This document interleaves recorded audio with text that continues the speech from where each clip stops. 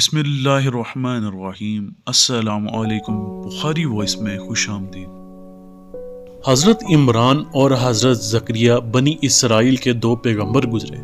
حضرت عمران کی زوجہ کا نام حنا جبکہ حضرت زکریا علیہ السلام کی زوجہ کا نام عیشا تھا۔ حضرت عمران اور حضرت زکریا کی بیویاں دونوں آپس میں بہنیں تھیں۔ اس طرح حضرت یحییٰ اور مریم خالہ زاد بھائی بہن تھے۔ زوجہ عمران حضرت حنا نے خداوند سے نظر مانی کہ جو کچھ لڑکا یا لڑکی میرے شکم میں ہے میں اس کو بیت المقدس کی خدمت کے لیے وقف کر دوں گی یا عبادت کے لیے مخصوص کر دوں گی کہ محراب سے باہر نہ آئے۔ جب جناب مریم حضرت حنا سے پیدا ہوئیں تو حضرت حنا نے کہا، خداوند یہ تو لڑکی ہے اور خدا تو سب سے زیادہ جانتا ہے کہ میں نے کیا جنا، اور مرد عورت کی طرح بیت المقدس کی خدمت اور عبادت کے لیے مناسب نہیں ہوتا کہ عورت مرد کے برابر نہیں ہو سکتی، اس لیے کہ عورت حائضہ ہوتی ہے۔ حضرت حنا نے آپ کا نام مریم رکھا، یعنی عابدہ یا خادمہ خدا کے گھر کی، اور کہا کہ اس کو اور اس کی ذریت کو شیطان رجیم کے شر سے خدا کی پناہ میں دیتی ہوں۔ تو خدا نے مریم کو بیت المقدس کی خدمت کے لیے بررضا اور رغبت قبول فرما لیا اور ان کی اچھی نشوونما فرمائی۔ بیان کیا جاتا ہے کہ ایک روز میں اتنی بڑھتی کہ جتنا دوسرے لوگ ایک ماہ میں بڑھتے۔ حضرت ابن عباس سے روایت ہے کہ جب 9 سال کی آپ ہو گئی تو روزہ، نماز اور ترک دنیا میں تمام عابدوں سے آگے بڑھ گئی۔ خدا نے ان کی حفاظت اور کفالت کے لیے حضرت زکریا کو منتخب فرمایا۔ چنانچہ روایت ہے کہ ان کی ماں ایک کپڑے میں لپیٹ کر مسجد میں علماء اور راہبروں اور بنی اسرائیل کے پیغمبروں کے پاس لائیں اور کہا، لو یہ بیت المقدس کے نظر ہے۔ حضرت زکریا نے جب یہ حالت دیکھی تو آپ نے فرمایا کہ میں اس کی کفالت کا زیادہ حقدار ہوں کیونکہ اس کی خالہ میری زوجہ ہے۔ علماء نے کہا کہ اگر اسی حق پر فیصلہ ہے تو اس کی ماں سب سے زیادہ حقدار ہے، لیکن ہم قرعہ ڈالتے ہیں جس کے نام قرعہ نکلے وہ اس کا کفیل ہوگا۔ وہ لوگ 29 آدمی تھے۔ قرعہ ڈالا گیا، یعنی وہ قلم جو فولاد کے تھے جن سے وہ لوگ تورید لکھا کرتے تھے پانی میں ڈالے گئے، سب کے سب قلم ڈوب گئے۔ زکریا علیہ السلام کا قلم پانی پر تیرتا رہا اور اس میں کوئی حرکت نہ ہوئی۔ یوں حضرت زکریا نے آپ کی کفالت کا فریضہ سر انجام دیا۔ حضرت مریم کے لیے بیت المقدس کی چھت پر ایک مخصوص کمرہ بنایا گیا جس میں ایک روشن دان رکھا گیا۔ اس کمرے کی طرف کوئی سیڑھیاں نہ تھی، ہاں البتہ سیڑھیاں لگا کر جایا جا سکتا تھا۔ حضرت زکریا جب سیڑھی لگا کر آپ کے پاس جاتے تو حضرت مریم کے پاس بے موسم پھل دیکھتے اور پوچھتے، اے مریم یہ کہاں سے آئے؟ وہ کہتی تھیں، خدا کے پاس سے، وہ جس کو چاہتا ہے بے حساب روزی دیتا ہے۔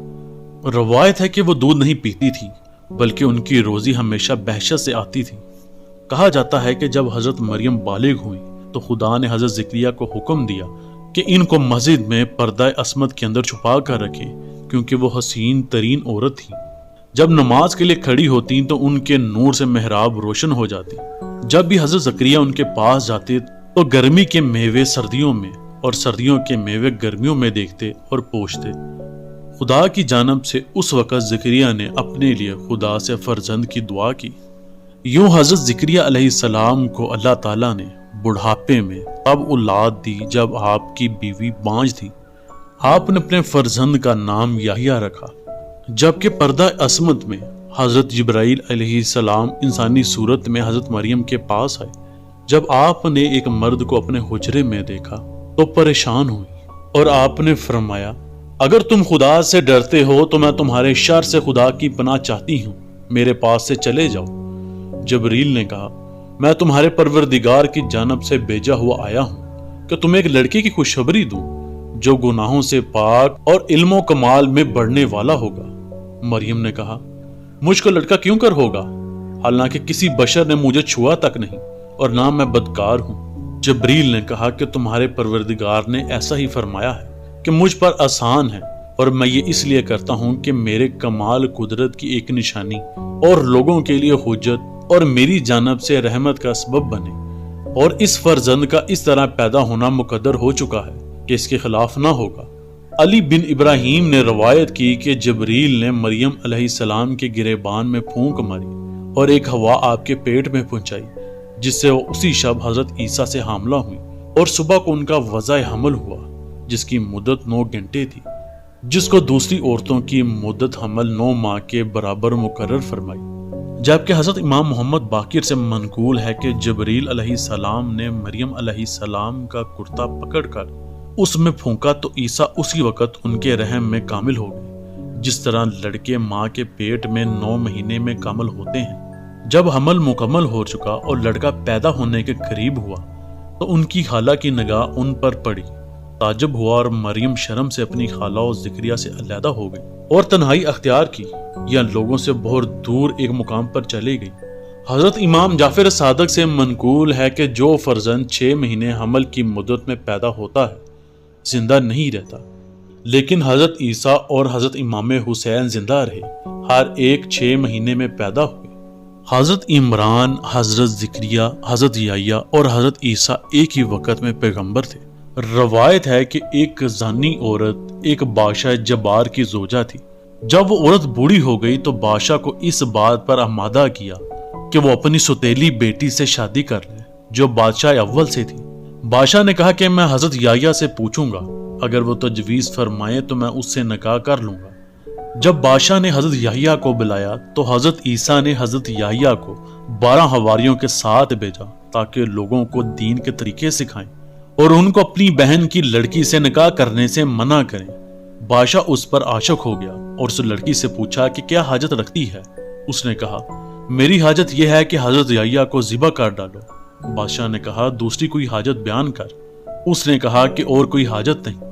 جب بہت اصرار کیا تو اس ملعون نے حضرت یحییٰ کو طلب کیا اور آپ کا سر تشت میں رکھ کر کاٹا اور اس خون مطہر کا ایک قطرہ زمین پر گرا اور جوش میں آیا اور ہمیشہ جوش مارتا رہا، یہاں تک کہ خدا نے بخت نصر کو ان پر مسلط کیا۔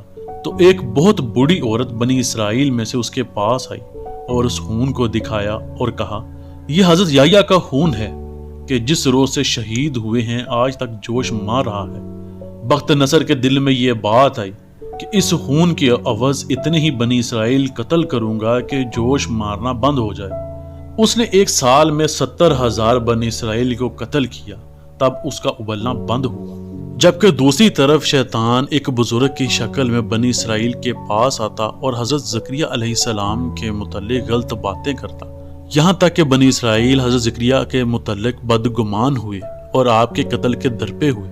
حضرت زکریا نے جب ان لوگوں کو اپنی طرف بڑھتے دیکھا تو جان بچانے کے لیے ایک درخت کی طرف دوڑے اور درخت کو فرمایا کہ چاک ہو جا تاکہ میں تجھ سے پناہ لے سکوں۔ درخت کھل گیا اور آپ اس میں سما گئے، جبکہ آپ کی ابا کا ایک پہلو درخت سے باہر رہ گیا۔ بنی اسرائیل جو آپ کے قتل کے درپے تھے، جب آپ کو ڈھونڈتے ہوئے اس مقام پر پہنچے تو شیطان نے آپ کی ابا کے پہلو کی نشاندہی کی۔ ان لوگوں نے درخت کو اس حالت میں چیرا کہ حضرت زکریا علیہ السلام بھی اس درخت کے ساتھ چیرے گئے۔ یوں حضرت زکریا علیہ السلام کی بھی شہادت ہوئی۔ حضرت امام جعفر صادق سے منقول ہے کہ حضرت عیسیٰ نے دعا کی کہ خدا ان کے لیے حضرت یحییٰ کو زندہ کر دے، تو حضرت یحییٰ کی قبر کے پاس آ کر آواز دی۔ حضرت یحییٰ نے ان کو جواب دیا اور قبر سے باہر آئے اور پوچھا، اے عیسیٰ کیا چاہتے ہو؟ فرمایا، چاہتا ہوں کہ دنیا میں میرے ساتھ رہو اور میرے ہم نوا بن جاؤ جیسے پہلے تھے۔ حضرت یحییٰ نے کہا، اے عیسیٰ ابھی تک موت کی حرارت سے مجھے سکون نہیں ہوا اور تم چاہتے ہو کہ پھر دنیا میں آؤں اور دوبارہ موت کی شدت و حرارت کو برداشت کروں۔ یہ کہہ کر وہ قبر میں واپس چلے گئے اور حضرت عیسیٰ واپس ہو گئے۔ اس کے بعد بنی اسرائیل حضرت عیسیٰ کے بھی درپے ہوئے اور آپ کو قتل کرنا چاہا، جبکہ اللہ تعالیٰ نے آپ کو آسمانوں پر اٹھا لیا اور وہ مقبر جس نے آپ کی نشاندہی کی تھی اس کو حضرت عیسیٰ کی صورت میں بدل دیا۔